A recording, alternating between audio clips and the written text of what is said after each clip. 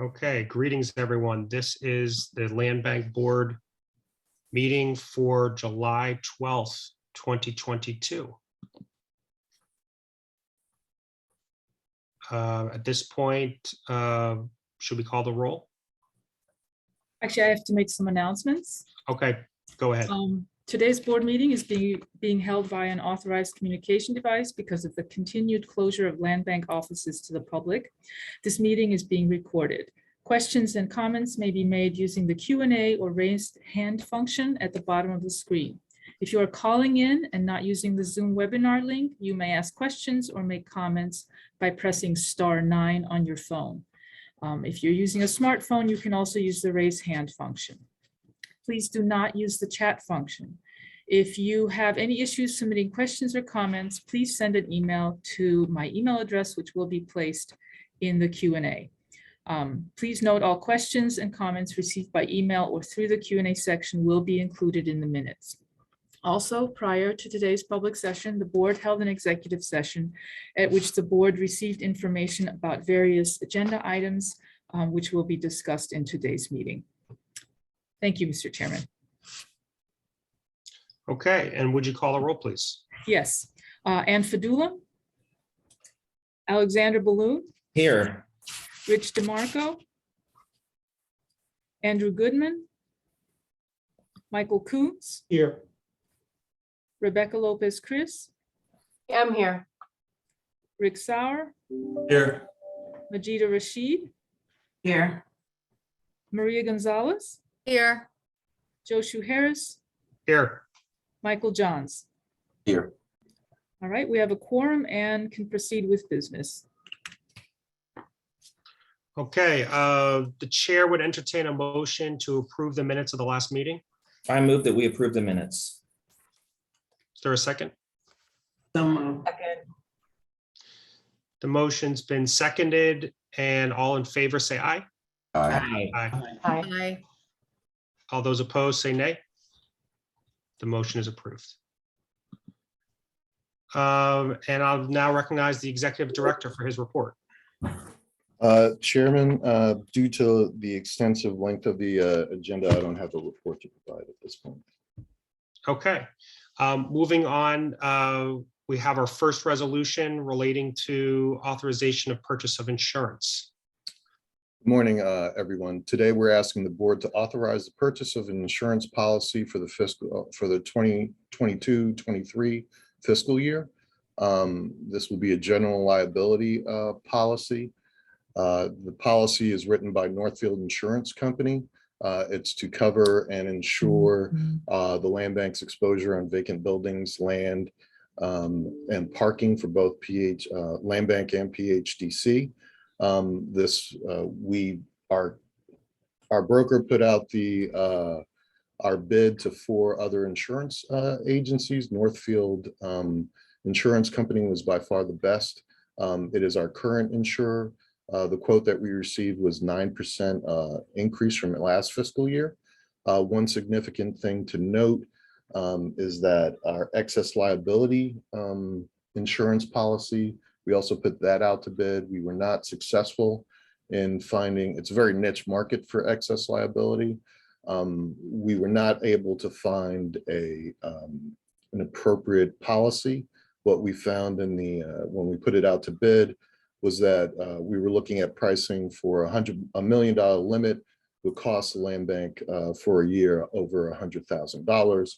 After extensive conversations with our broker and risk management, we opted not to. We have since gotten a better understanding given our loss ratios and our current insurance limits that we probably are not in need of excess liability based on past history. The other thing, I'm going back to the general liability, one thing to note is that our deductible did increase from $10,000 to $25,000 for this current policy. We did obtain public officials liability. Current policy is with Greenwich Insurance Company. We did see a 5% increase on that. So for general liability, excess liability, and public officials liability, last year the land bank was paying $497,067. With the renewal process excluding excess liability, that cost is now $527,894. All in all, given this hard market for insurance, given our inventory size, that's a nominal increase.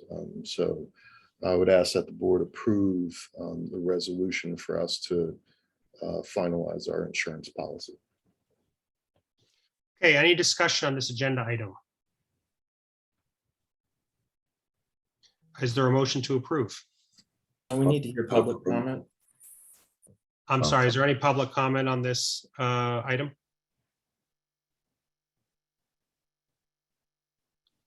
Okay. And any correspondence on this item? No, there is not. Okay. Is there a motion to approve? Motion to approve. I'll second. The motion's been seconded. All those in favor say aye. Aye. All those opposed say nay. The motion is approved. Next agenda item, number 5, amendments to approved dispositions. Morning, everybody. Item 5A comes as a request to amend resolution number 2021-50, which was approved in November 2021. That resolution approved BBG Property Group as a developer of the 14 mixed income home ownership and rental units in South Philadelphia. 8 of those units would have been approved for a lease to households at or below 80% of AMI. Specifically 2 units at 60% and 6 units at 80%, while the remaining were approved to be leased at market rate. This particular amendment is looking to convert the project from mixed home ownership and rental to all home ownership, with a total unit decrease from 14 units to 13 units. Specifically, that unit decrease is changing from one market rate triplex into a market rate duplex as a result of a correction in the buildable lot area for 1739 South 5th Street. In this amendment, all affordable units, all 8, will be sold to households at or below 80% AMI with a maximum sales price of $254,999. All the affordable homes that are located at 411, 418, 432, and 434 Cantrell Street will be 2 stories with a full basement with 2 bedrooms and 2 baths and a den. All the affordable homes at 424 Cantrell Street, 426 and 424 Mercy Street, 2612 South 9th Street will be 2 stories, full basement containing 3 bedrooms and 2 baths with a den, with no den, excuse me. The market rate duplex at 1739 South 5th Street will be 3 stories with a full basement. 1 condo will be 2 bedrooms, 2 baths. Another condo will be 3 bedrooms, 2 baths. The market rate home at 1919 South 6th Street will be 3 stories with a full basement contain 4 bedrooms. The market rate homes at 624 and 626 Cantrell Street will be 3 bedrooms, 3 stories with a full basement containing 4 bedrooms, 3 baths, and a den. All project financing has been remitted. The applicant remains in good standing in compliance with the City of Philadelphia, subject to an economic opportunity plan. Project will be subject to irrevocable power of attorney and right of reentry reverter. And the sale of affordable units will include a declaration of restrictive covenants that will be subjected on the property and recorded with the properties to enforce the use restrictions and income verification requirements of the deal.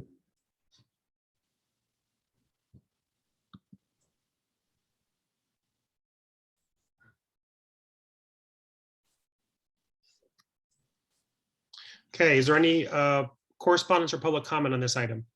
There is none. All right, do we have a motion on this item? I have a question. Oh, sorry. I believe you said that the budget, is the budget the same? The budget is the same. The budget, can you explain why the budget didn't change if we reduced a unit? Well, the market rate triplex has not been, it's still the same building envelope. It's just now a duplex as opposed to a triplex. So there weren't any significant shifts. I think it might be a minimal change in the budget, but there was no change in the budget as confirmed by the applicant and developer.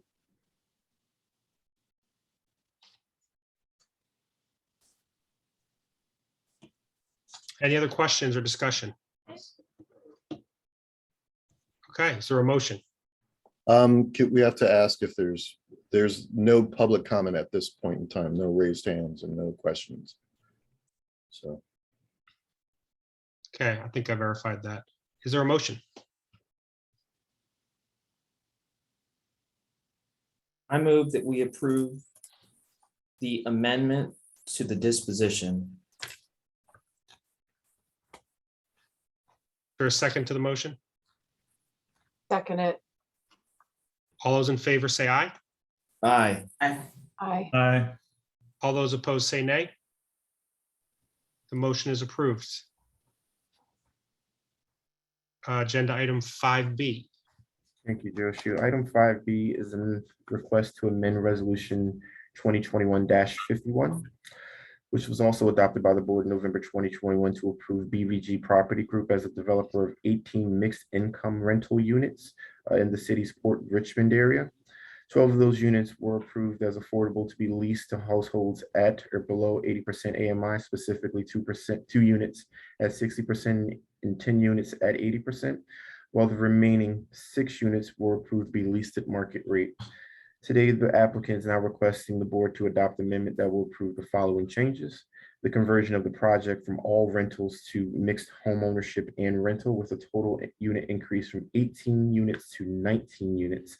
Now also still composing of 12 affordable units, 4 market rate home ownership units, and 3 market rate rental units. Those 3 rental units are in a three-story triplex in a 2-bedroom, 1-bathroom unit with 2 bedrooms, 1 bathroom units. 2 1-bedroom units and 1 2-bedroom unit in the triplex, All 12 affordable units will be sold to households with incomes that are below 8%, with a maximum sales price of $254,999.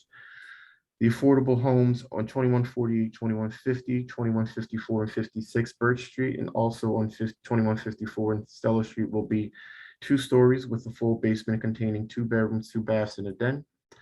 The affordable homes at 2156, 2157, 2158, 2159, 2160, and 2161 Stella Street will be 2 stories with a full basement and contain 3 bedrooms, 2 baths, and no dens. The market rate units at 2055 and 2057 will each be 3 stories with a full basement, and each condo will contain 2 bedrooms, 2 baths, for a total of 4 market rate condominium units. Evidence of project financing has been submitted with this revision. The applicant's complying in good standing with the City of Philadelphia. The project will be subject to an economic opportunity plan. The projects will be subject to irrevocable power of attorney and right of reentry reverter. And the sale of the units will include the declaration of restrictive covenants, which will subject the project to the use restrictions and economic opportunity, income verification to ensure the affordability. Okay, is there any correspondence or comment on this item? No public comment emails were received.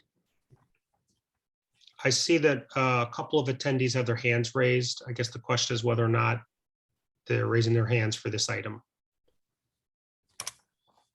Would you want me to allow them to speak? yes. Just to answer the question of whether they'd like to comment on this item specifically. Good morning. Can you hear me? My name is Jeannie Dutton. I don't want to comment on this item, but I'm a little intimidated. I had a question about the insurance for the I guess the land banks or the community gardens. I put in an application for a community garden back in January, and I just found out about 2 weeks ago that my application would not be approved because there was no insurance. So I'm wondering now, since you improved the insurance, would you go move on with granting the community gardens? Ms. Dutton, we have a very long agenda. We'd like to answer your question, but if you don't mind, I'd like to ask the staff to follow up with you individually to address your question, if you don't mind. That's fine. I just in the meeting to find out what's going on with the insurance or what, you want to be Absolutely. informed. So that's why I came into the meeting, but that's fine. Absolutely. I'm going to ask the staff to reach out to you as soon as possible to try to answer your Okay. question. I just wanted to let you know, they've been most helpful. Mr. Coons and Mr. Lawrence have been most helpful, but I just want to get a idea for myself. So, all right, I'll just wait to hear from those two. Absolutely. Thank you, ma'am. Could we recognize Mr. Ali? Mr. Ali, go ahead. Good morning, members of the board. Thank you for allowing me to speak. Thank you to the executive director for making a comment about the public comment.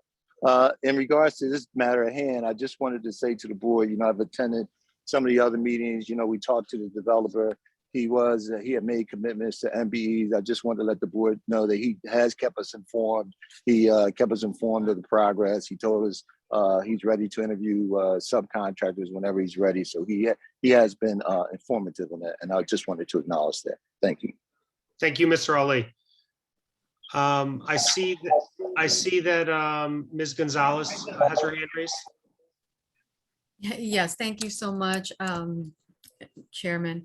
I just have a general comment related to amendments that are coming forward to this board for changing projects from rental to home ownership. I'm very much in support of increasing home ownership opportunities within our communities, which is really critical for making sure there's equitable development in this great city.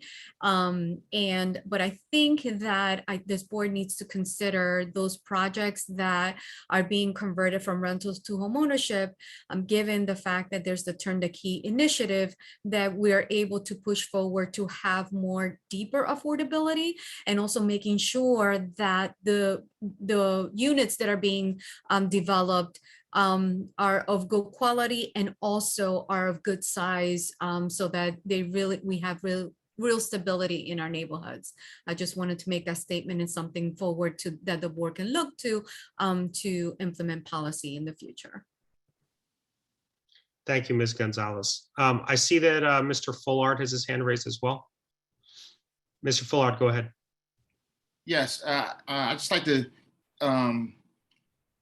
piggyback on what Jihad Ali had just mentioned about working with this developer. My firm is actually working with them as well, and so they've been very proactive in working with MBE firms. So I just want to also add that to the record. Thank you. Thank you, Mr. Fullard. Any other discussion by the board members on this agenda item? Question, did this budget change from the previous budget? We did, and we had that amended with the package, and it was vetted. Was it in our package? I didn't see it. We ended up having to revise the package. It was sent out yesterday. Okay. Apologies if you didn't. But we did have it. Yeah. I think I just want to make sure that when we have these amendments, that we have both the original approved budget and the amended approved budget, so we can see sort of line by line if anything looks, like we should question. Noted. We'll do that in the future. Mr. Chair, we have the developer, Justin Veazey, with his hand raised. Mr. Veazey, go ahead. Hi, members of the board, thank you for having me back again. Just to touch on what Ms. Gonzalez said, the reason why this was put into effect to change from rental to home ownership was the talks with Councilman Squilla, and with a lot of the opportunities that the city's offering now for home ownership, it ends up bringing the prices in lower for them. And Councilman Squilla had been having for sale than rental. So that is the reason why for the change on this. Just to clarify that. And the AMI was based off of that neighborhood. So I just wanted to make sure that I had mentioned that fact. Thank you. Okay, I'm going to speak up for myself and just say that I agree strongly with Ms. Gonzalez's comments, and in general, I think it's given the housing affordability crisis in the city, it's as important as possible that we not only offer as many affordable units as possible, but also take advantage of the opportunities we have, especially with the Neighborhood Preservation Initiative and the Turn the Key program to provide deeper affordability levels for families. And we'll be looking for opportunities for this board to support those goals going forward. Is there any additional discussion on this item from the board? I see that we have a Jeremy Blatstein with a hand raised. Go ahead, Mr. Blatstein. Hello, I have a question just regarding the Turn the Key program and what the target bedroom and bathrooms kind of makeup is on that program, and if there's adjustment for the sale price based on the number of bedrooms and bathrooms. Is there anything in terms of what was kind of laid out in that program? Or is it like a 2-bedroom can be max at 250 and a 3-bedroom is max at 250? So, Mr. Blatstein, Thank if you can put your email into the Q&A, we will, on our website, we do have a. No, okay, that's fine. I mean, no, I guess is that part of this discussion though, when we're switching these affordable units to sale? I just didn't hear that being discussed at all. So that's my question. So it's okay. All right, thank you. There's a lot of details, and Mr. Rodriguez can provide details, but the basic thrust of the program is that it provides an additional subsidy beyond whatever other subsidies are provided within the confines of the transaction with the land bank. And so it's designed to lower prices wherever it is that they start. Okay, any other discussion on this item? I see that we have Rachel Pritzker with her hand raised.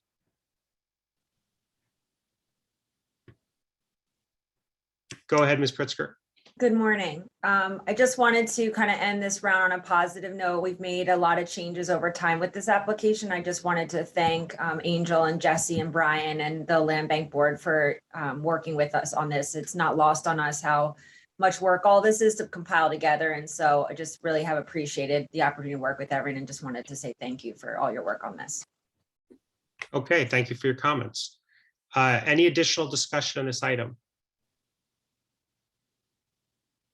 I see that Diane Monroe has her hand raised.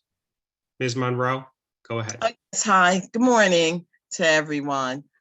This is my first time on Zoom with you. In the past, it was in-house, in person. And so I'm kind of lost. I'd like to know what area is this conversation going? Because I do have a comment on a certain project. So I'm kind of lost. I don't know where you are on your agenda. Ms. Monroe, this is in the First Council District in the East Kensington, General Ports, Richmond general area.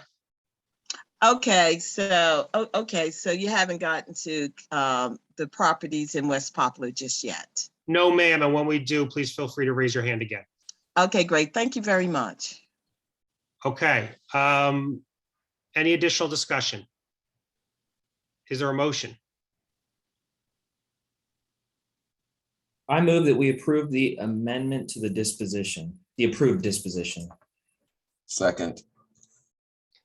The motion's been properly made and properly seconded. All those in favor say aye. Aye. Aye. All those opposed say nay. The motion carries.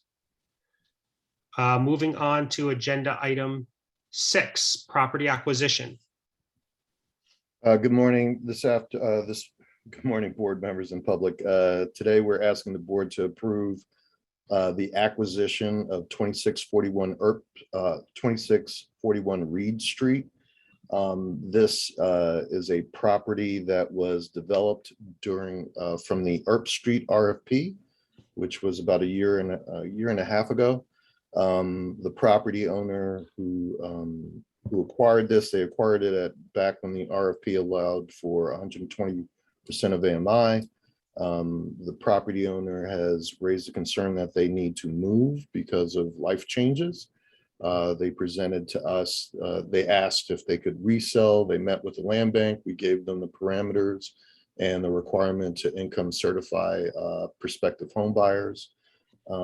They were unsuccessful in trying to find a qualified buyer. which put a hardship on the owner. The land bank has since staff have determined to exercise our first right of refusal under the Declaration of Restrictive Covenant. Based on that, we would like authority for the board to authorize our acquisition of the property for $262,500.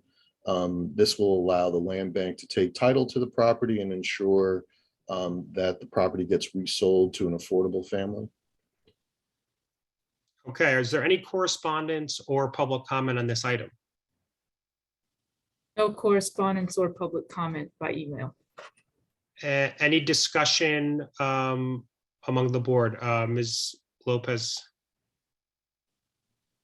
So I'm curious, like, what does Angel, when you sell this property, how is it marketed? Like, what happens? We'll probably find a broker.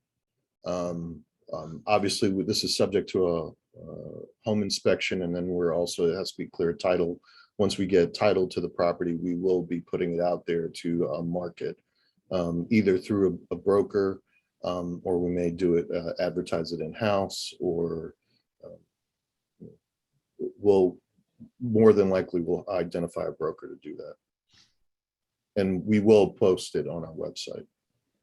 What makes this easier is that we'll income certify the property owner, so we can guarantee that it'll be an affordable property. Any other discussion? Is there a motion on the item? I'll make a motion to approve the resolution to acquire 2641 Reed Street. Second. All those in favor say aye. Aye. Aye. Aye. Aye. All those opposed say nay. Motion carries.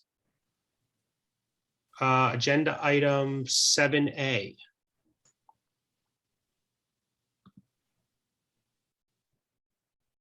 Jesse? No, sorry, I'm just trying to unmute myself. Item 7A is an unsolicited application from the Savetta Property Group. Today, we're asking the board to authorize the disposition of properties in South Philadelphia's Grace Ferry neighborhood, Point Breeze neighborhood, to Savetta Property Group for the development of 26 mixed income homeownership units and 1 commercial unit in the 2nd district as well. The properties are located in the 2nd district, 1811, 2114, and 2123 Fernan Street, 1930 and 32 Norwood Street, 1629, 1642, 1648, 1652, and 1900 to 02 and 1901 Point Breeze Avenue, 2111 Sigel Street, 1828 South 20th Street, and 1835 South 22nd Street. Of the total development, 14 of these units will be affordable and sold to homeowners with incomes at or below 80% of AMI. The remaining 12 units will be sold at market rate. The maximum of the 14 total affordable units, 4 of the affordable units will be single family and 12 of them will be in condos that are paired up in duplexes. Maximum sales price will be $230,000 for the affordable units. Of the total 12 market rate units, 9 of them will be triplexes, 2 of them will be paired in the duplex, and 1 of them will be in a mixed use building that's above ground floor commercial space. Again, the application was unsolicited and evaluated pursuant to the disposition policy. The developer will purchase the price at $50,900. Evidence of project financing has been provided. The applicant is in compliance and good standing with the city of Philadelphia. The project will be subject to an economic opportunity plan. The project will be subject to an irrevocable power of attorney and a right of reentry. And the sale of the affordable units will include a declaration of restrictive covenants, and those units will be subject to use restrictions and income verification. Okay, I see that we have quite a few attendees with their hands raised. The first one is Christopher Sample. Board comment first. And then Oh, I'm sorry. Yeah. Okay, you want to go through correspondence, or you want to? Yes, Yeah. yes, if you don't mind. So we received several emails from concerned citizens of Point Breeze and Point Breeze stakeholders in opposition to this project. And lastly, all of which were forwarded to the board. And the latest one was this morning, a letter to Councilman Johnson, basically opposing the, asking for this disposition to be withdrawn for any kind of market rate disposition, whether it's mixed income or not, and then holding the city properties for low and moderate income, low cost, affordable home ownership, and also requesting that 1900-02 Point Breeze Avenue be retained as green space. CCPB also submitted a petition signed by about a dozen people. That was also directed to the board and to Councilman Johnson. And can you generally characterize the addresses of the persons who signed the petition? Yes, the petitioners were all residents of the 1900, both sides of the 1900 block of Point Breeze Avenue. Thank you very much. And is that it for correspondence? That is it for correspondence on the particular, this particular disposition. If you'd like to, I can read the petition. Can you roughly, yeah, could you roughly characterize the substance of the petition? Just paraphrase. Yes. So for 1900 and 1902 Point Breeze Avenue, it's a green space. Neighbors have completed an opposition petition, which will be faxed to the office for Councilman Johnson, opposing the sale and requesting to keep the only green space in the area. The neighbors stated they were never informed or made aware by Councilman Johnson's office. And then the letter basically goes on to state that asking Councilman Johnson why he's allowing market rate Philadelphia land bank projects to be considered for disposition at this meeting when he has councilmanic prerogative powers, basically stating that they would like this to be withdrawn and canceled. That the community continues to struggle financially from the pandemic, as well as by right market rate developments from private developers. It's more of that. Along those same lines, okay. More along the same lines, referencing also Pew Charitable Trust report, basically indicating that there needs to be more community involvement in development projects. Okay. Thank you for that report. And we can go to public comment. The first speaker is Christopher Sample. You can go ahead.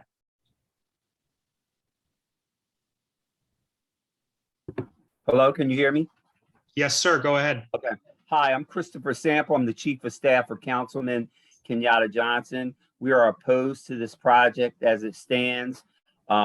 For all of our projects in this particular area, we would like for them to be 100% affordable, and that does not meet the criteria for us with regards to this particular project. So we are opposed to this project, and we hope the board will see it that way as well. So the councilman is on record as being opposed to this particular project. Thank you, Mr. Sample. I see the next commenter is Tanya Dixon. You can go ahead, Ms. Dixon.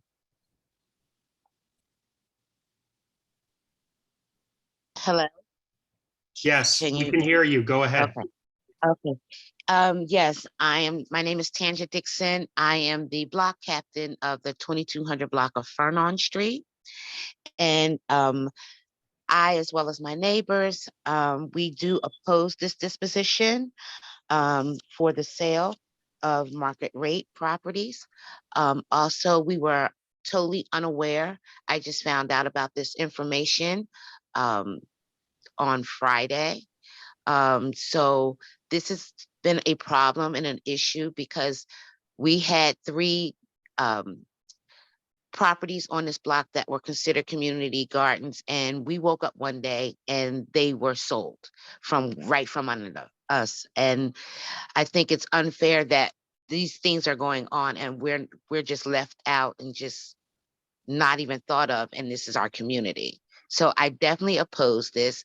I would like for someone to at least address our community to let us know what is being built. We don't even know all these projects, do they come with parking? How are we going to manage the trash?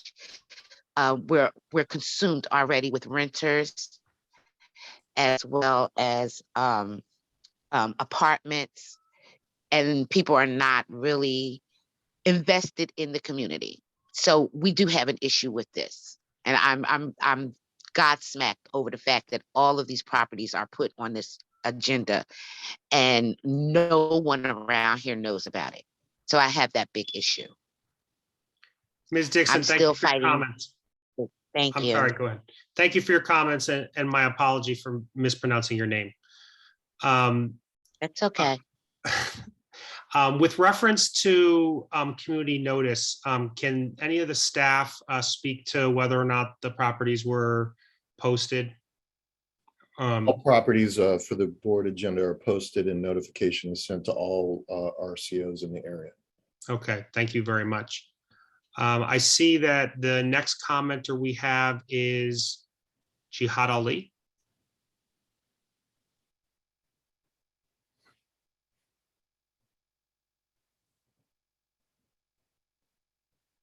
Mr. Hello, Ali, thank you you. can go ahead.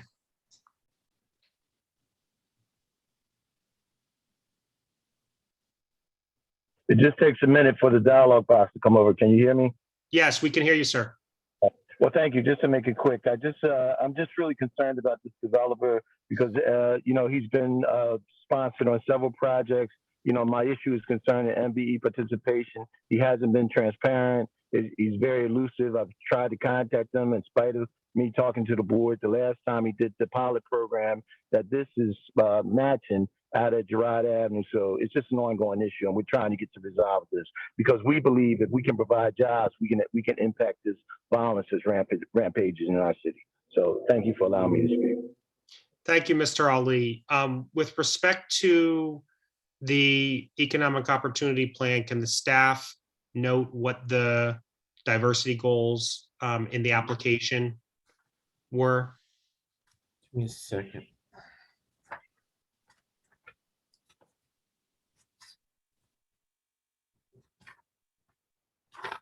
Sorry, pages got all mixed up. So for MBE, we're looking at 15%. And for WB, we're looking at 25%. Thank you for that info. I see our next commenter is Rhonda Leader. Hi, good morning. Thank you. Good morning. Good morning. I am from Chavetta Property Group. Michael and Brennan Tomasetti are the owners. I wanted to, speak a little bit about the Point Breeze proposal. We do have a lot of ties to the community. We are right now doing 21 homes in Point Breeze. And we want to get great people into these really good homes. We have helped a lot of the buyers work through the process of getting them income required. I've heard your comments today regarding market rate versus affordable. I will definitely take that up to ownership. But I do want to tell you how much we as the developer want to get people into affordable homes and into these homes in this community. We have a lot of ties to the community. Thanks for your comments. I see the next commenter is Tara Bruce. Ms. Bruce, Hi. you can go ahead. Hi, my name is Tara Bruce, and a lot of people already articulated some of my sentiments in regards to this particular disposition, including Kenyatta Johnson, Tangi Dickens. I don't want to talk too long about the same thing, but in regards to these properties, I don't feel as though any city land bank properties should be anything but affordable, because in this particular area and in Philadelphia across the board, we don't see enough of that. And if anyone has any say and control the city of Philadelphia's properties, then we should, as constituents of this neighborhood. So I do appreciate that particular aspect of it, but also in regards to the civic property group, I'm a little just lost on some properties they'll do that are affordable, but then they have another property project that's up that has 22 and they're all affordable. So I think that her argument in regards to they are that's in the community, but there's still a mixed thing because these all should be in Point Breeze affordable. I thank you for your time, and that's all I have for my comment. Thank you for your comments. Looks like we've got one more commenter who has called in.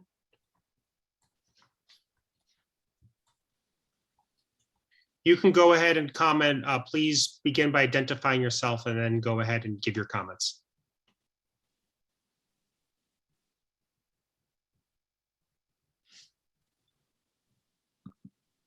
To our caller with their hand raised, you can go ahead. I'm sorry, Tiffany Green, concerned citizen of Point Breeze. I'm sorry, I had the mute on.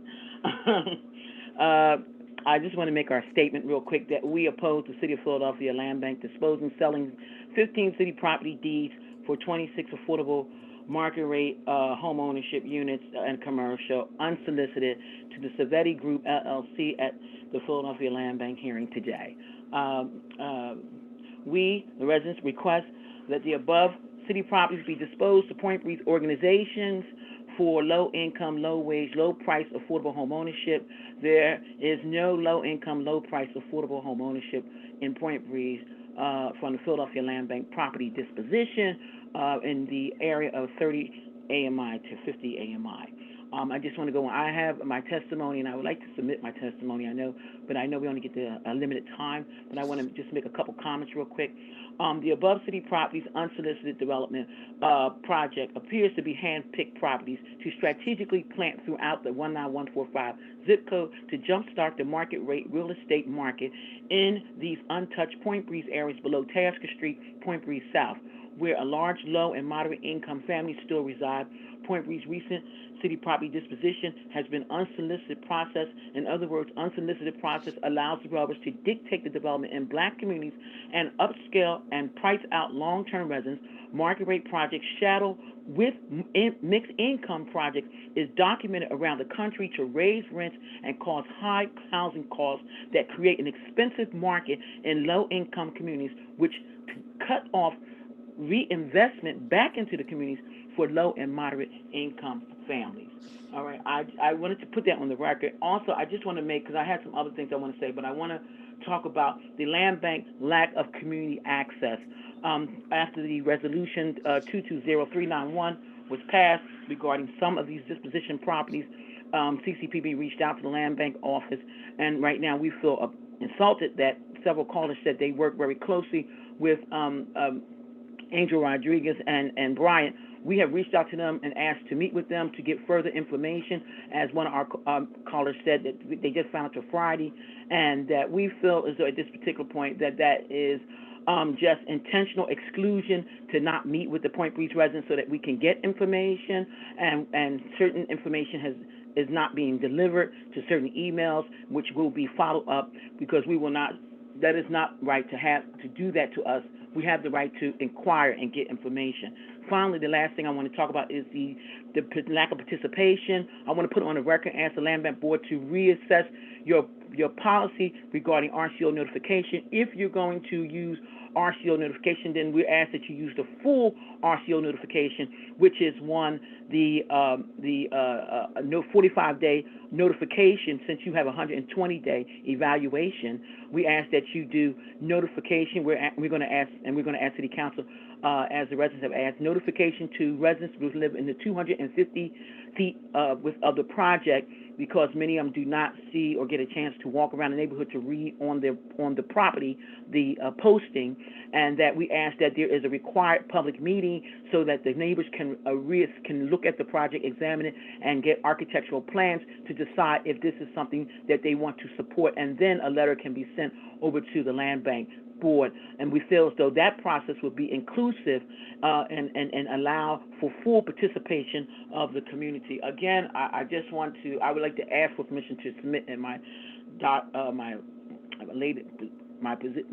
notes, because I know I don't want to keep from everybody else, but I just want to say we do oppose this particular developer. We cannot have a monopoly. It appears at this point that this particular Savetti group is being the go-to group. They have received numerous properties in West Philadelphia on Girard Avenue project, in Great Ferry, and Point Breeze. We ask that there is diversity. We ask that this unsolicited process be turned into an RFP process, which brings about diversity for an opportunity for others to build wealth within their community. You're giving away our properties and allowing a particular developer to build wealth without allowing other developers the opportunity to build and also bid on properties who might be to better service the low and moderate income community. With that, I want to say thank you, and I would like to submit in my rest of my notes to allow for other time for other people to speak. Thank you. Ms. Green, thanks for your comments, and I'm going to ask the Land Bank staff to follow up with you regarding the specific questions and comments that you raised. I see that we have Jerome Fordham queued up to comment. Mr. Fordham, go ahead. Yes, thank you for this opportunity. I agree with Ms. Tiffany Green. I agree with Kenyatta's office, Tanya Dixon, and the rest of them. I oppose this land bank because we need more green space in South Philadelphia. I don't know why they're continually trying to oversaturate this area. I oppose this, okay? Thank you so much for your time and for the opportunity to speak. Thank you so much. Thank you, sir. I see we have some board members with their hands raised. First hand was Alex Bloom. Thank you so much, Mr. Chairman. I just wanted to state that I always appreciate hearing from the public, but I wanted to make sure everyone had all of the information that this land bank board has previously approved a number of affordable housing projects in the neighborhood of Point Breeze, including rental housing. I believe it was as low as 30% AMI. So I just wanted to make sure that the public had a complete background and understanding that the board has approved affordable housing in the past, and I'm sure will continue to approve affordable housing. Thank you. Thanks for those comments. Ms. Gonzalez. Thank you, Mr. Chairman. I just wanted to reiterate my previous point that this is, given all the resources that are available now for developing affordable homeownership housing, this is an opportunity for us to be able to encourage a developer to go a little deeper and make more of these units affordable for lower income households. Okay, so we also have Michael Johns with his hands up. Yes, thank you. I too want to just say thank you to Ms. Tiffany Green for her comments and the other comments that were made by the community. I think I think her point, her comments hit me, right? I think just the general concern over the community being a part of the process and knowledgeable of what's happening and feeling that the process is transparent, I think is critical for us to make sure that it comes across that way and that, you know, diversity of developers are given the opportunity. And I know, Angel, you're working on that, that as we sort of speak. So we just want to make sure that that continues.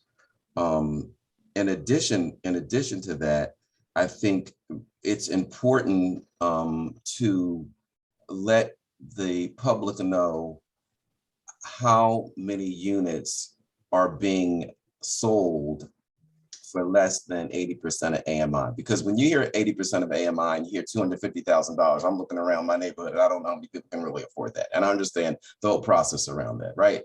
So, but if there are these other opportunities, as Maria mentioned, where there are other subsidies that can support lower income families to move into home ownership, to create that wealth and for their household and for their families, I think it's important for us to sort of entice developers to go deeper, right?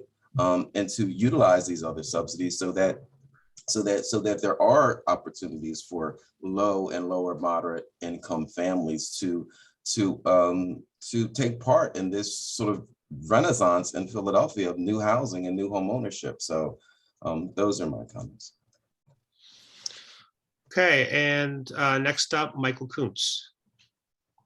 Thank you, Chairman. I oppose this disposition for two reasons. One, the developer, this will, not including this package and the package further on down the agenda. In the last year and a half, we've approved 9, I believe, dispositions to Savetta. And that's far more than any other developer. And I also, I think we need to find a way to make the land bank dispositions more inclusive to neighborhoods and other developers, not just Savetta. I also oppose it because of we're conveying 15 parcels, 26 units total, 14 of the units are affordable. So 14 affordable units for 15 parcels, and the disposition price is $51,000, which just doesn't seem like a fair return, when I personally believe we could have gotten 15 units of affordable housing. So for those reasons, I'm opposing this disposition. Do we have additional comments from the board? Okay, I'll take a moment to echo some of the concerns that have been raised by some of the board members. As Mr. Balloon mentioned, there have been a number of affordable projects in this neighborhood, which is an epicenter for the housing affordability crisis in this city. Point Breeze has had rapid increases in housing prices steadily for a number of years, has become one of the least affordable neighborhoods in the city, which means that we need to prioritize the maximizing the number of affordable units that we can supply using city-owned vacant land. And we have precedent for that in both Point Breeze and Grays Ferry. There have been a number of projects, including by this same developer, that had 100% affordable units.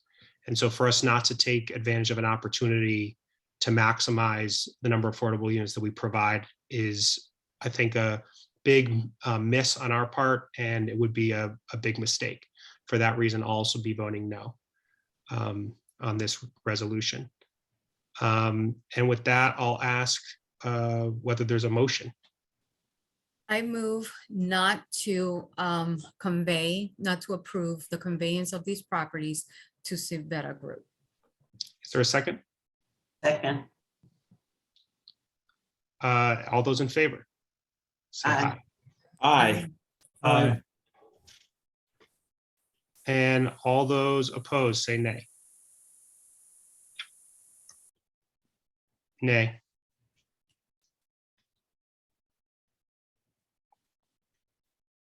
Okay, I'm not sure that everyone voted. I think it might be necessary to do a roll call vote.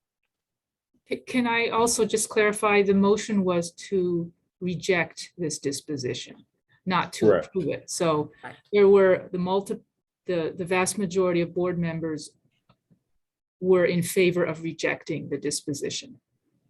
And I think, Mr. Chairman, you had intended to do so as well, to reject it. Is that correct? We should do a roll call. Okay, I still don't think that everyone voted. And so I think it's necessary for us to just do a roll call, but thank you for that clarification.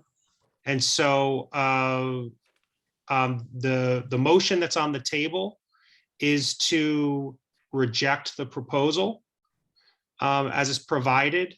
And so if we could just do a roll call vote. Yeah. Michael Johns, I vote the same. against, okay. Yes. Joshu Harris, Sam, I vote aye to reject. Rick Sauer, Yes, oppose the disposition. Maria Gonzalez, Yes, opposed to this position. Michael Coons, I oppose this disposition. Alex Balloon, Yes to reject. and Majida Rashid. Oppose the disposition. Okay, so all, It's unanimous. it's unanimous, and as we still have a quorum without Ms. Lopez Chris, so the motion to reject the disposition to Savetta Group is approved. Okay, next agenda item is 7B, 7B1. Aye again. Item 7B1 is an RFP response from VC Impact Project Sears LLC for the development in Grays Ferry. Today, we're asking the board to authorize the disposition of properties in South Philadelphia's Grays Ferry neighborhood to VC Impact Project Sears LLC for the development of an affordable homeownership project in the 2nd District. The proposal calls for 10 single-family affordable units, homeownership units, that will be sold to households with incomes at or below 80% of AMI. Maximum sales price will be $230,000. The applications were solicited via request for proposals for the property, and the applicant was the sole qualified bidder for the property. 2609 to 27 Sears Street, including 1308 to 14 South 26th Street is where the parcel is in 2nd District. The developer will purchase this property at a bid price of $1,500.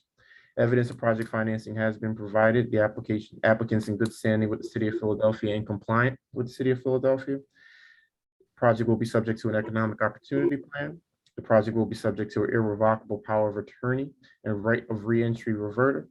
And the sale of all units will include the declaration of restrictive covenants, and units will be subject to use restrictions and income verification, all of the units. Okay, do we have any correspondence related to this item? No, Mr. Chairman, there was no correspondence. Okay, I do not see any hands raised from the public. And so I'll ask whether there's any discussion among the board members of this item. I just want to make one clarification, Joshi, before you vote. Yes, sir. I just want to be clear. This application was the most qualified bidder, not the sole qualified bidder. So there was a scoring process, and this was the most qualified bidder. Sorry for that. Thank you for that clarification. Mr. Kuntz. Thank you. I'd just like to say that I'm going to vote for this proposal, and the reasons I'm going to vote for it is because on paper and according to staff, it seems to be a superior proposal. We're getting 10 units of affordable housing, 1,500 square feet for each unit, 3 bedrooms, 2.5 baths, price at $230,000, and the cost is $110 per square foot, unlike the previous project where the cost was $160 a square foot. So those are my reasons for voting for this project, and not for, as opposed to my nay vote on the last project.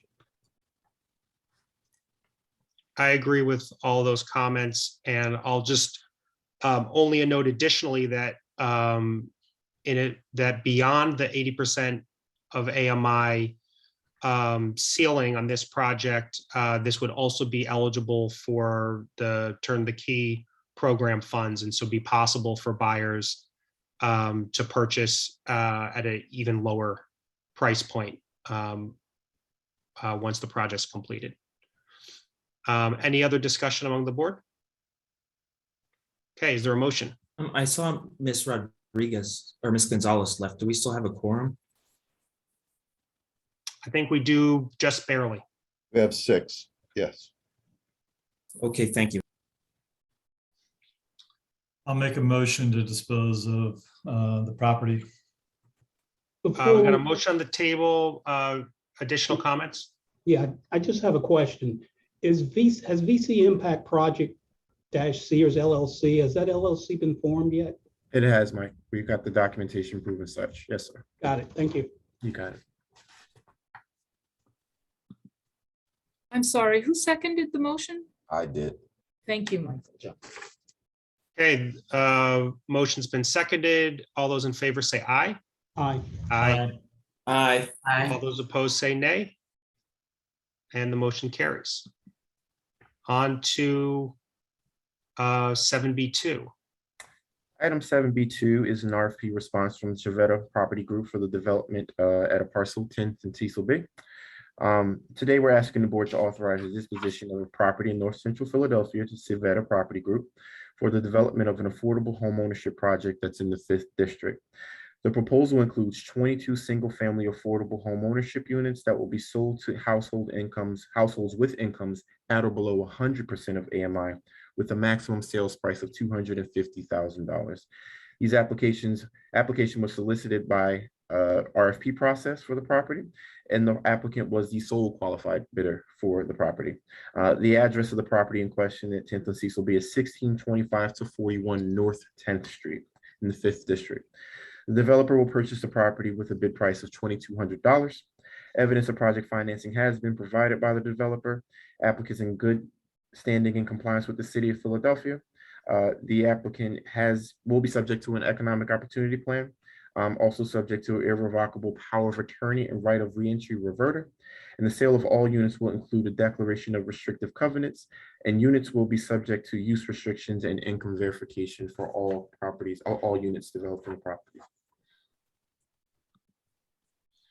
Okay, any correspondence regarding this item? Sorry, yes, there was one email from Mr. George Liserson, or Liserson. I apologize if I'm butchering that.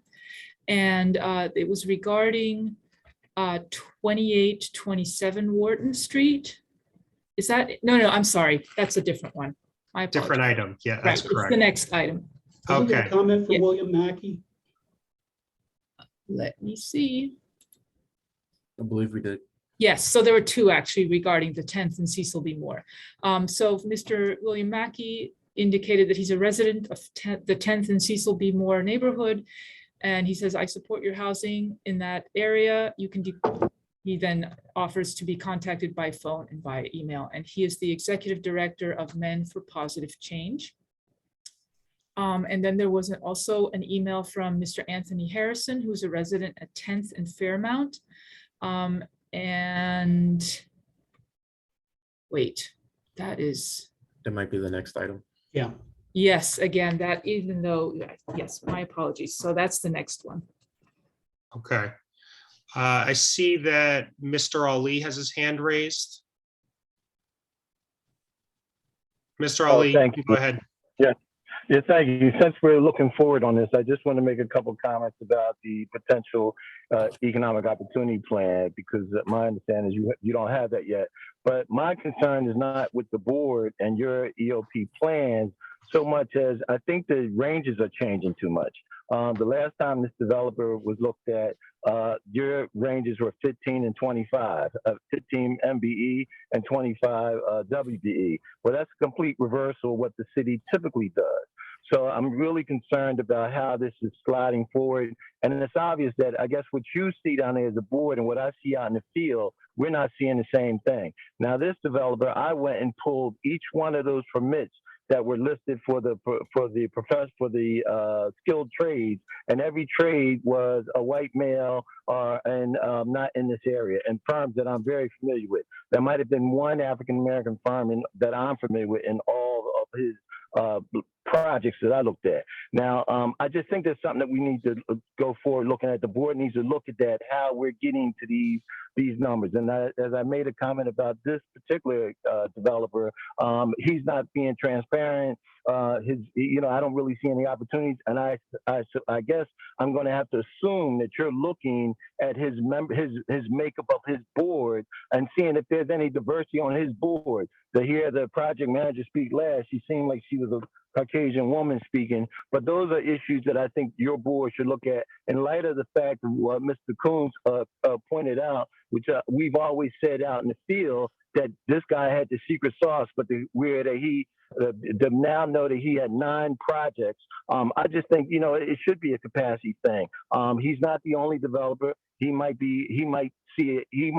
feel as though he has a secret sauce, but I think you really should look at that. Maybe he has a capacity issue, and you should look for getting some other people involved in this process. Thank you for allowing me to speak. Thank you for your comments. I see that we have Ms. Leader from the developer's office online, and you can go ahead. Hey, good morning again. Thank you for having me speak. I just wanted to address just a comment to make that we do monitor the WBE, MBE requirements very carefully, and we are very proud to say that we are at a 37% compliance with our scores. So I just did want to make that comment to you. Can you clarify what you mean by 37% compliance? Yes. So each month during the course of the program, we keep track of the subcontractors that we're using. First just so that the board and everyone on the call knows, is that we encourage our subcontractors to get certified. And I've helped them, whether it be WBE or MBE, get their certification. And then we keep up with the dollars that we're spending for each of those subcontractors that we're using. And we do use the portal to look to what subcontractors we're going to use on our next project. That's what we do. I have personally assisted at least 5 subcontractors to get, whether it be WBE or MBE, and work with them to get their certification through the city. Can you clarify what that 37% number represents? The makeup of it? Is Sure. is that combined diverse participation? Yes, so it's a combination of, I believe we were at 21% WBE and 16% MBE. You know, I can get the board the actual stats if you need to. I report into the city every month. Okay, thanks very much. Of course. I see Michael Kuntz has his hands up. Yes, I think it's also important to note that I don't believe we're getting or we're recording any workforce participation numbers. We've only spoke about subcontractors and contractors, not the actual people doing the work, whether that those group are, and I'm making no comments whatsoever about whether they're good or bad. I'm just saying we're not discussing the workforce participation.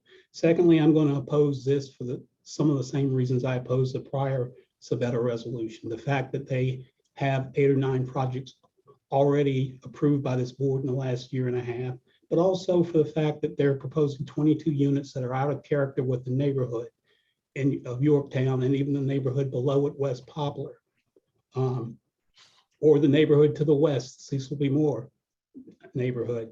These are 1,100 square feet units. We just got through approving 1,500 square feet units that had a construction cost of $110 a square foot. The construction costs here are $170 a square foot.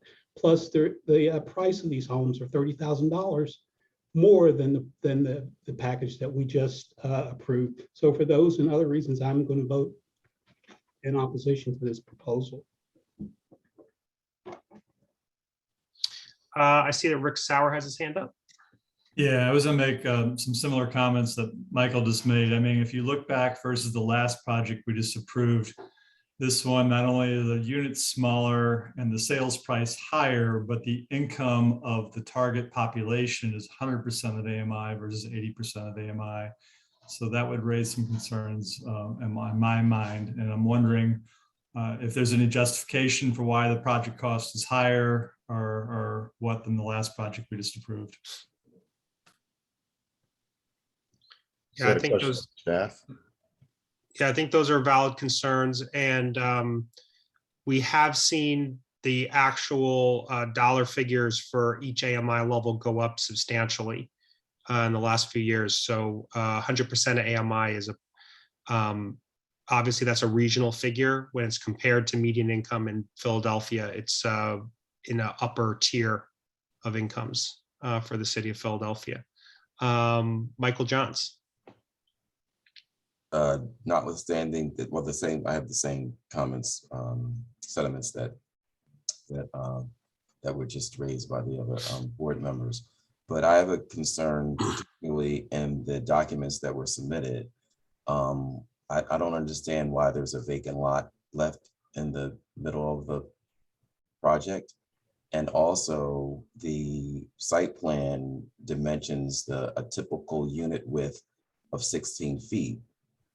But on the sort of legend of the unit sizes, the maximum is like they're 14 feet, which is more narrow. I mean, if you're doing an existing lot that's sort of like in between something, you get what you get. But this is an entire parcel, so I don't understand why the units aren't wider, and why there's a conflict between what they have on the site plan and what they have listed on the floor plan sheets. Doesn't make sense. And I don't know whether, because it looks like the same units from another project that we saw. So I don't know what, you know what I mean? So to answer your question about the parcel, the empty parcel fronting on 10th Street, it was to provide access to the second row of properties that are fronting, but they're parallel to those properties that are fronting. So I think the developer was attempting to create an entryway. I think that the developer, looking at what they presented, they were looking for density. What I will let the board know is that prior to presenting any RFP, we test fit all of the RFPs, meaning that we have extensive meetings with planning to see what's possible to be built on the property, to see how much density there could be. The test fit that we received from planning had indicated at the highest 18. So obviously this is 4 more than what planning had done. The test fit did show 3-story buildings by right, as opposed to 2-story buildings. This developer, as we all have seen in previous presentations, I think what you're looking at here is this is something they've done in typically 2-story row home families and bringing it to an area that's typically has 3 stories. So those are those issues. I do want to comment on one thing about the EOP. We do receive monthly reports from the compliance office from the Division of Housing and Community Development, which oversees that. And we do closely monitor workforce as well as EOP goals for contracts and employees. And also there's another requirement of hiring local. So anytime there is an issue, a corrective action plan memo is issued by DHCD, and we're usually a part of that. And we contact the developer. So the staff is monitoring, and we do get regular reports on that.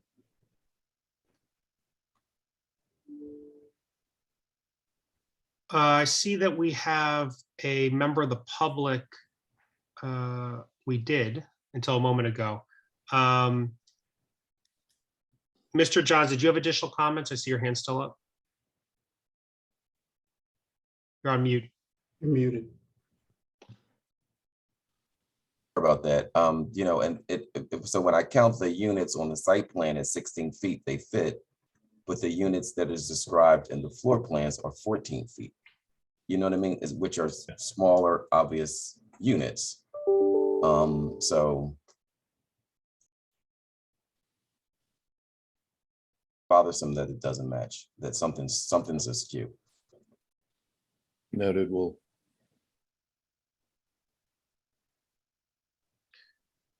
Mr. Kuntz?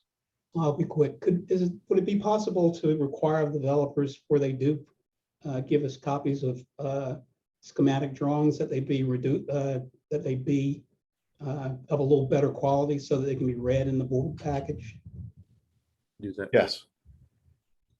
And also for developers that we have past history with, when they come forward for a new development approval to get additional properties, could we also take a look or get an idea of what their current history is as far as workforce participation? Yeah, as I said, anything on city-owned land, we do get reports regularly. I think we will ask for across the board of what their requirements are in terms of EOP. Thank you. Okay, I see that Ms. Monroe has raised her hand again. And so I am so sorry. I guess I'm acting like a elder person, and which I am. Are we talking about, I know you say something about 10th Street. Are we talking about 10th and 600 block, 11th Street, 600 block, or 10th Street now? Or are you talking about the that's 16? the next item, ma'am. We're at 10th and Cecil B. Moore right now. All right. Okay, I'm so sorry. No, next agenda item. We're almost there. Okay, I'm so sorry. Thank you for your patience. Is there any additional discussion by the board? Okay, is there a motion?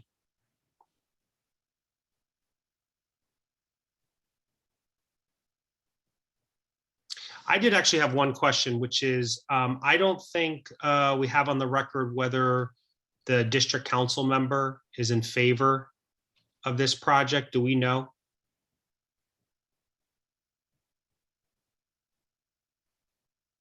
No, not, I don't know. We have not received any You indication. don't have an indication. Okay. All right. Is there a motion? There's not a motion to approve. I would propose a motion to disapprove the project. Okay, motion to disapprove. Is there a second? I'll second that. Okay, all those in favor of disapproval, say aye. Aye. Aye. All those opposed, say nay. Nay. Okay, the motion carries, and we're on to the next agenda item, which is 7B3, which is the further down 10th Street. Hi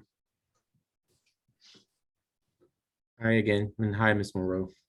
Item 7B3 is the RFP response from Frankel Enterprises for the development in West Poplar.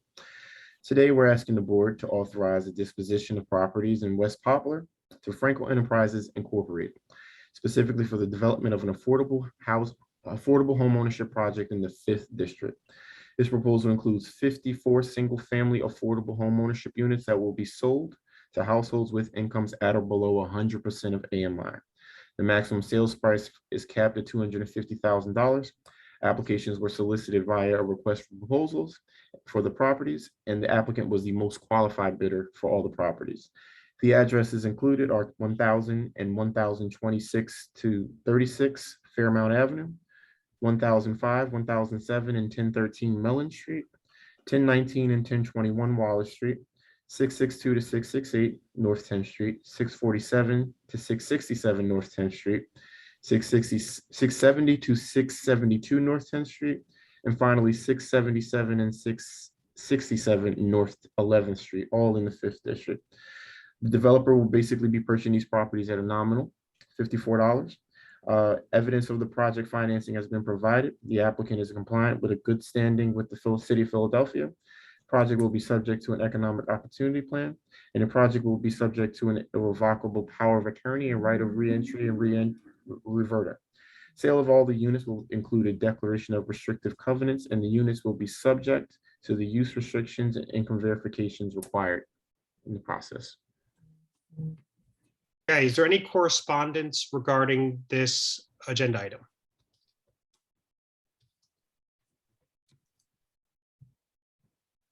You're on mute. I apologize. I was checking something. This is the North Central Street, Mellon Street RFP. Jesse, is that correct? Yep. Okay, yes, we did receive one email from Mr. Anthony Harrison, who's a resident at 10th and Fairmount. He asked, is it possible for us to share the proposal submitted by Frankel Enterprises, and will that be shared at the meeting, or if possible, can we email it to him? I did let him know that the information that we provide is in the board package and when it was going to be posted. So the actual proposals are not subject to the right to know law until there is an actual signed contract. So. Okay, I know Ms. Monroe's been waiting patiently all meeting. If we could recognize her for comment. Hi, thank you. But I would like our chair to go first. Our co-chair to go first, please. Oh, I'm sorry, is that Mr. Heston? No, Mr. Heston is staff. Now Oh. is Regina Farrow. Okay, if Ms. Farrow is on, then she could be recognized.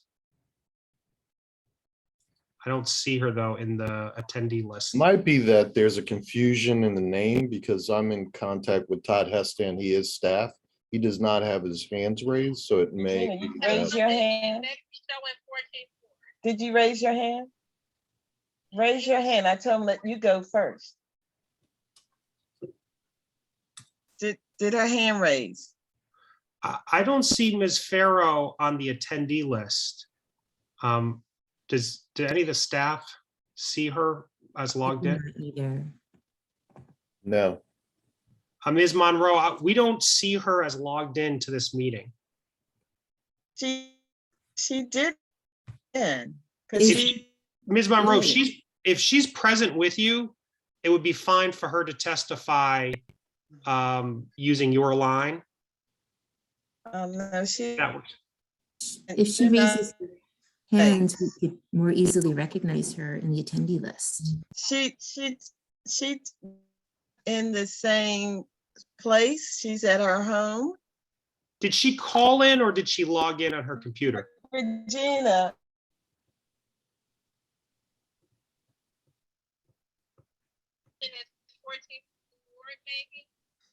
Okay, she's logged in. My hand is raised. Ask them, do they see 14th Ward? She said her hand is raised. Do you see the 14th Ward? Pauline, can we approve Todd Heston? Because I think there's a confusion on the names. Yeah, Todd is actually on twice, so that might be your. Okay. Oh, okay. Hello. Yes. Is this Ms. Farrow? Yes, I apologize. I just clicked on the link from his email, so maybe that's where the confusion. Oh, I see. Yes, you have his link, not your own. Okay, please go ahead, ma'am. Okay, I apologize for the confusion. Yes, I'm the co-chair of 14th Ward, and I have some concerns, or we have concerns as a community with the developers. We've had past experience with them as far as the workforce houses. And is there going to be any type of checks and balances as to how this project is followed? Can you be a little clearer? I mean, in terms of. All right. Initially, with the workforce houses, they came before the 14th Ward to get approval and support. The community supported it overwhelmingly, and so did the RCO. However, when it came to the application process, they chose to go to these Chinatown CDC first. Then when we had our community meeting, there was a representative there from PNC. We were told that you could only go through PNC for loans. We had people that wanted to use VA benefits or their credit unions. There was a representative there giving out a packet from PNC. We were told that's the only way you could apply. We had someone that applied. Her credit score was 636. And I think it was supposed to have been 625. They told her credit score wasn't good enough. There was also a young lady that sent several emails to them because she wanted to fill out an application with no response. Out of the approximate 21 homes, only 2 of those homes were given to a person of non-Asian descent. These houses were originally supposed to have been for municipal workers, teachers, police officers, police and fire. None of those people got these houses. That was the first concern. As far as this particular project, for the RTF, you're supposed to get an agency from the community to support them. They never came to the 14th Ward for support. They went to another association who has nothing to do with zoning or anything, and they called us because they were surprised that they approached them to support them as opposed to the 14th Ward. So my concern is also, out of those homes, some of those homes, workforce houses are being used as Airbnbs, I'm sorry, and they're being rented out, as we're told by some neighbors who said there's different people like every 6 months or whatever in there. So they're not, deed restricted or anything of that nature, and they're not owner occupied. So it's just, and then we actually had a meeting with Mr. Kuntz. We expressed our concerns to Darryl Clark's office, and we met with Mr. Kuntz, expressing how this whole process went left so we could correct it in the past. So we're a little disheartened to find out they're giving this project again. So Basically, we're concerned about how closely it's going to be watched, that they do what they're supposed to do, that there's diversity in the housing, the fairness of it, and things of that nature. Thank you. So can I just one thing, if you're aware of people renting out properties, please send us the information to either myself or Andrea Sa, and we will investigate it and take action about that. Clearly it should not be used as a rental property.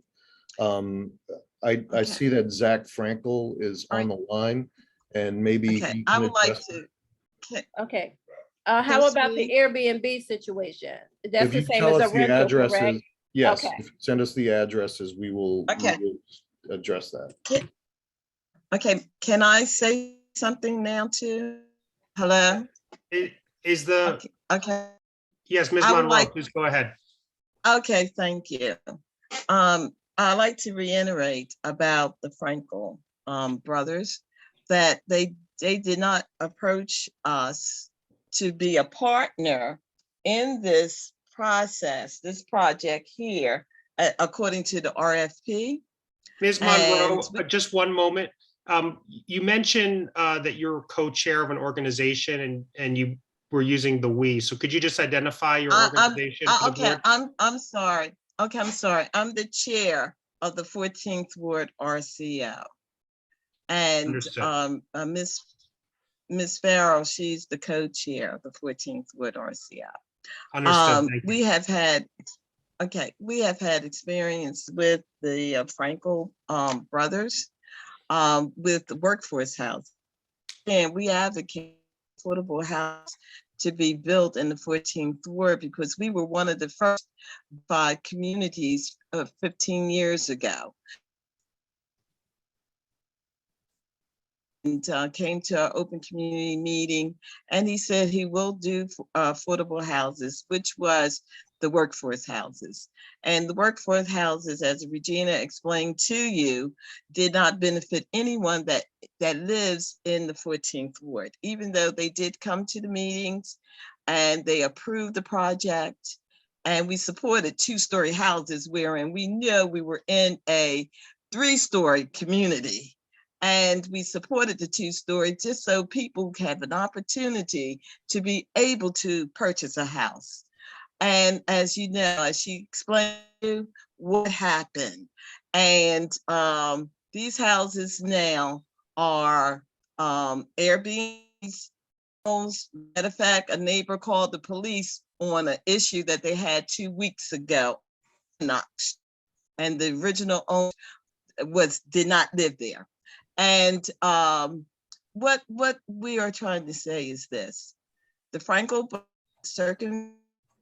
they did not have an open house when they originally finished the one of the properties, wherein this is what we are accustomed to in the past. So the community can come in and see these houses and also generate the desire to apply. When they went to the Chinatown CDC first, when they were taking applications, and they told us at our meeting, which came a couple of weeks later after this Chinatown CDC meeting, they told us it was going to be first come, first serve. That this resident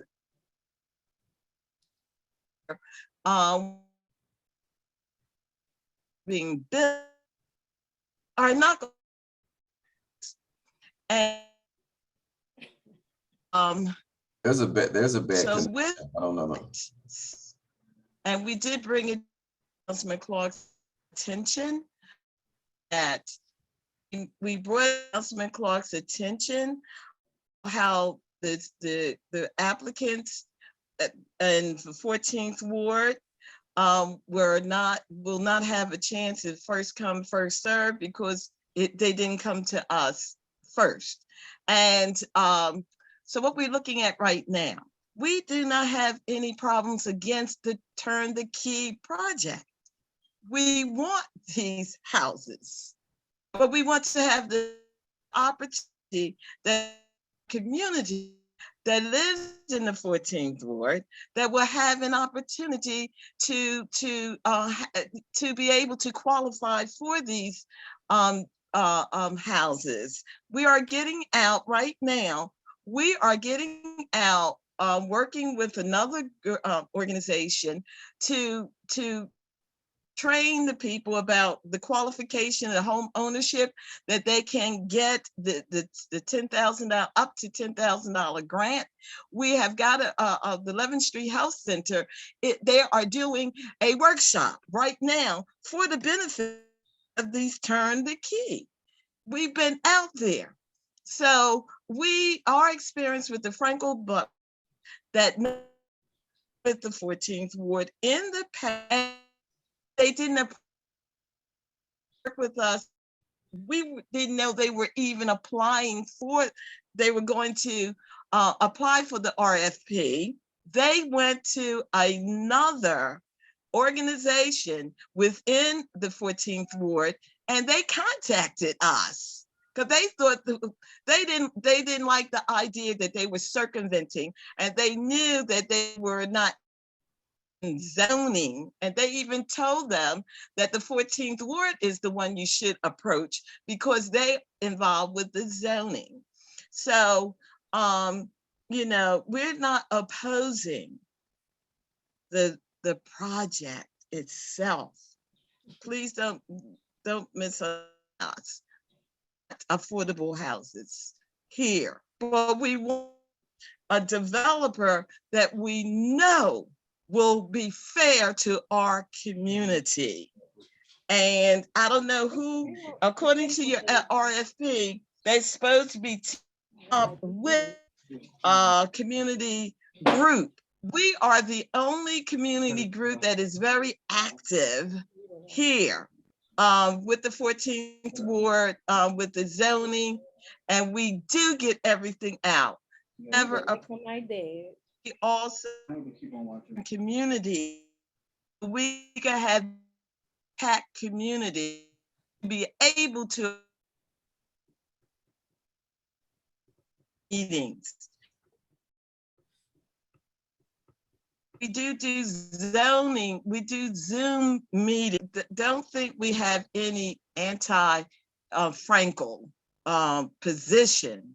Yes, we are unhappy how they handle the workforce houses. Our community is unhappy what happened to the workforce houses. And we just want something that's fairly done, work with the community. Your RFP even states for them to partner with a community organization. Now, I would like to know if I could ask this question, and if you can't answer, I understand. Were there any other proposals you received for these houses to be built here in West Poplar? And who are they partnering with a community organization? Hopefully they're not creating one, you know, that, and if that organization have history within the 14th ward or the West Poplar community. Who are they? If they have someone that is partnering with them, and will that agency be as transparent and open? And will the Frankel brothers respond to the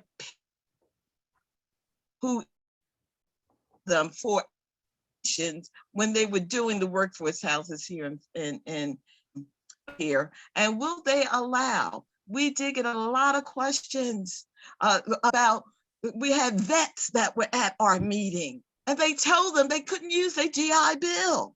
They had to use PNC. They could not use their own GI Bill. And we thought that was very suspicious at that meeting. Ms. Monroe, I'm going to ask the land bank staff to answer your question about whether or not there were other bidders for this RFP. And then I'm going to recognize some additional commenters. Can the staff answer that question? There were multiple submissions on this RFP. Okay. And this developer was deemed the most qualified bidder? Correct. Okay. I see that both Zachary Frankel and Max Frankel have raised their hands. Given that they both represent the developer, I'm going to ask that one of them speak on behalf of the developer, given that we have a number of agenda items and we're going to lose our quorum pretty soon. So could one of the developer representatives, okay, I see Zachary Frankel has his hand up, and could we recognize him to speak? Go ahead. Hi, can everybody hear me okay? Yes, we can hear you. Okay, terrific. So thank you all so much for taking the time. First and foremost, my firm is a community-oriented fair housing developer. I work with my brother and business partner, Max. We are always community forward. We are experienced in the workforce housing realm. I'm a little surprised by the comments from the 14th Ward RCO because we've been a successful partner of theirs in the past. I feel necessary to kind of dispute some of the comments that were made.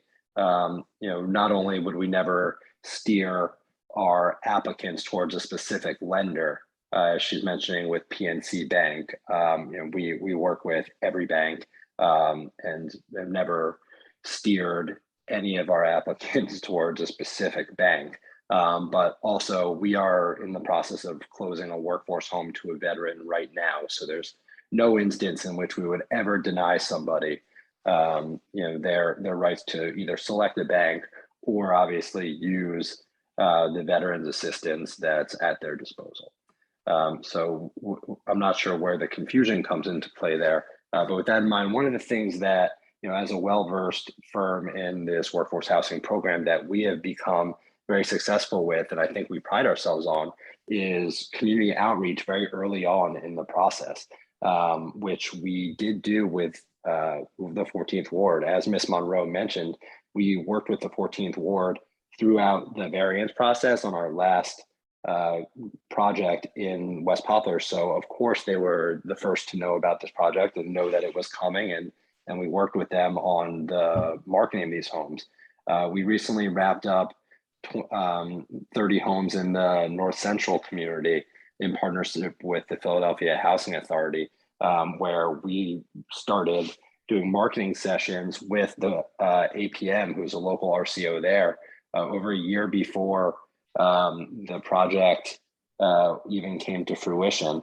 And we were doing these sessions monthly to help not only get the word out about the project itself, but also teach financial literacy and what it takes to get qualified for a mortgage. And we were very successful with this. We had 5 PHA renters that we worked with to increase their credit score and qualify for one of our homes. So that's almost 20% of the project was through successful community outreach. And we even had 3 of these home buyers that were Norris residents that actually relocated from the former Norris homes, which were demolished. And we worked with them to increase their credit score. And they actually ended up purchasing their first home right in these new workforce homes. So, this is something that we take a lot of pride in. And of course, we would do this again with these 54 homes. It's our intention, as soon as we're awarded, to work with local community groups, including the 14th Ward RCO, and to start conducting these marketing sessions to not only get the word out about the project, but also to instruct on financial literacy and how you can improve your credit score. Obviously, we are a fair housing developer, but we love to see when people from the neighborhood stay in the neighborhood.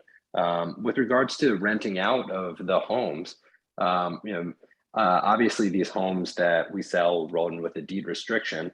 I think we have had an instance in the past where it was brought to our attention that one of the homes was being rented out, and we brought that immediately to the attention of PHDC. And I think Angel and Jesse can probably attest to that. So that's not something we stand for when it comes to our attention. In terms of our relationship with the 14th Ward, again, I'm a little surprised to hear these comments because by all Mr. accounts. Frankel, I'm sorry to do this to you, but Yeah. we need to wrap up deliberations because we're going to lose our Okay. quorum shortly. I understand. If there's any, I think we have the and- gist of your comments on this, and we Okay. appreciate we appreciate your comments. Okay, I would just add, I know for the sake of time that look, we do always put community forward. We would of course do the same here, and any past feelings that the 14th ward has, we would that surprises me, and we would work very, very hard to rebound those. Okay, thank you for your comments. I'm going to recognize Michael Kuntz. Thank you, Chair. I would request that this item be tabled, but I'd also like to know from staff is if there is a requirement in the RFP process for a community meeting. I'd also,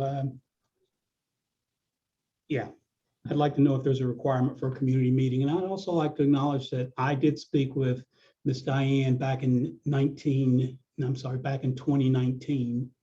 about the project on North 10th Street, but we had to cut the meeting short because I thought we were veering into issues of fair housing, and I did not want to deal with that.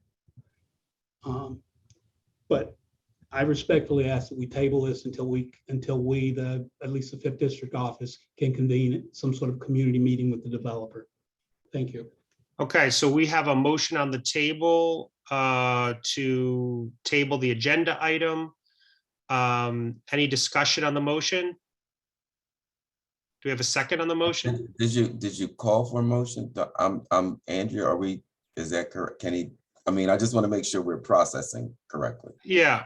So, Well, I'll open it up. I don't see any additional discussion, so I'm opening it up. Question. Absolutely. I heard a couple of the commenters mention that the RFP required a community partner. If staff could speak to that, whether that was required or not. There's no requirement for a community partner, nor is there a requirement for a community meeting. Again, we're soliciting proposals. So that's not part of the vetting process when the developer puts together the RFP. They are required to meet with RCO. RCOs are notified.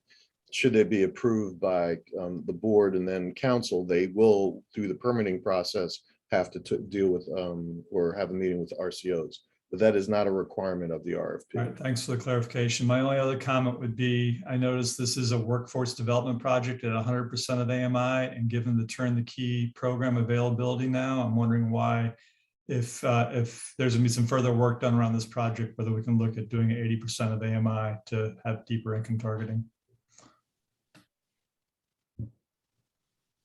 Well, depending on what the outcome of this, the board's determination here, will be in contact with the council office.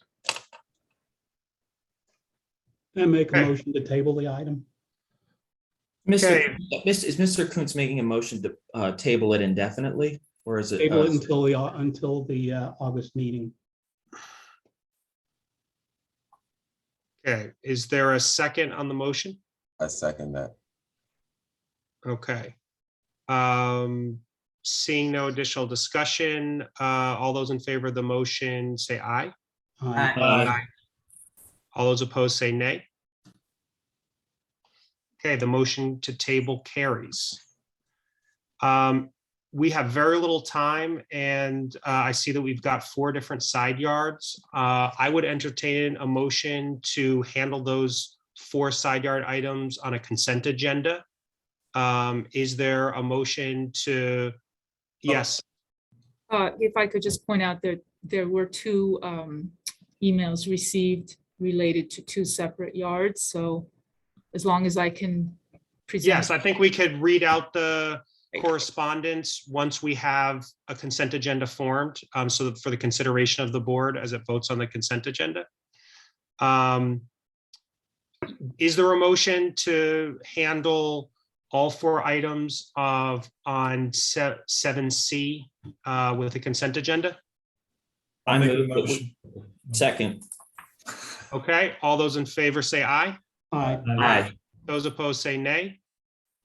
Okay, the motion carries. We'll handle all 4 items on agenda item 7C with the consent agenda. And with that, we can address the correspondence received on those items. I think first Jesse is supposed to present them.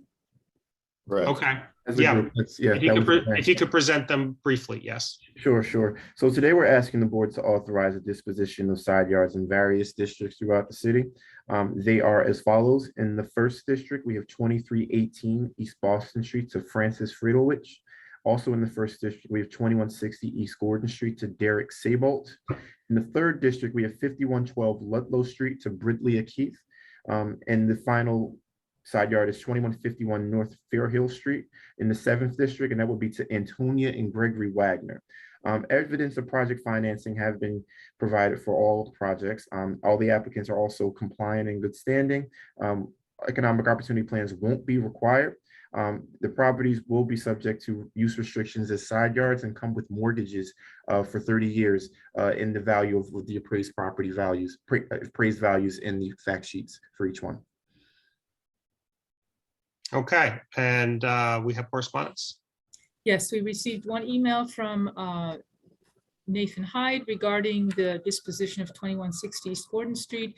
He supports the disposition, but had questions about what the requirements are for maintaining it and for fencing it, which I responded to indicate that fencing and maintenance and use as green space and not for parking are all part of the agreement with the applicant. Secondly, we had an email regarding 5112 Ludlow Street from Mr. Michael Williams, who's the owner of ML Restoration, Project Restoration LLC, which owns the 5114 Ludlow Street. He indicated that he had reached out to acquire this property and had contacted the land bank about how to acquire it, not as a side yard because he wouldn't be eligible, but for some other purpose. That email has also been forwarded to the board, as all emails have been. And I believe Jesse. We responded to him and we talked to him about other opportunities that would be existing around this property. Okay. That's it. Is there any discussion on the consent agenda? I do not see any public comment on the consent agenda, and so I'll entertain a motion.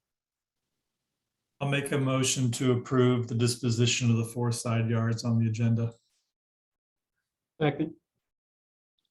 Okay, I do see that there is one commenter, Catrice C. Hi, this is Catrice Cheaton. Can you hear me? Yes, go ahead. I'll make it quick because I know you're trying to move forward. Okay, so I was just curious, where does the land bank situation stand as it pertains to the bank liens? I know there was some negotiation trying to happen, but the U.S. Bank was not really trying to hear from the land bank. Also, have you centered the community and just let them lead that conversation? They are the key to maybe getting this bank to cooperate. The next thing is the food scarcity situation we're having globally is going to come to hit Philadelphia even more severely. And you're going to really need all this land that people are growing food on to literally feed the entire city. Now, a side yard, rear yard, community garden feeds the neighborhood, but Logan Triangle is actually a huge piece of land that could be a huge urban farm and eco-friendly development to deal with all that we're going through. It's post-pandemic now. When I was on the Logan CDC steering committee, that was pre-pandemic. The retail they wanted to do with Goldberg Group and things of that nature are obsolete now. We need food, we need jobs, we need to go green. And a lot of people in the community would like that to happen. So Ms. Cheatham, with that. Ms. Cheatham, I don't want to cut you off at all, but given that these questions don't directly bear upon the consent agenda that's up for consideration, could you provide your information via the Q&A feature? Yeah, So that I thought it did because it's about food access, but okay. well, do you have a position on the approval, or? I think it's great that you approved these particular 4 pieces of land because these people are going to most likely be feeding their own neighbors even more so than they already are. And some of you need to visit them to get fed because your neighborhood may not have that access to that land. Okay, so that's I appreciate the comment and it's noted. by the board, your position. Mhm. For, for any additional points, if you leave your contact information, the land bank staff can follow up with you about some of the additional points that you're making in your comments, if that's okay. Okay. All right, Okay, thank you very much for your comments. Thank So you. we have a motion that's been seconded. And so all those and the motion is to approve all items on the consent agenda. All those in favor say aye. Aye. All those opposed say nay. And the motion carries. Seeing that there's no additional public comment, I'll take a motion to adjourn. Motion to adjourn. Second. All those in favor say aye. Aye. Aye. All those opposed say nay. The motion carries, and I wish everybody a great day. Take care. Thank you.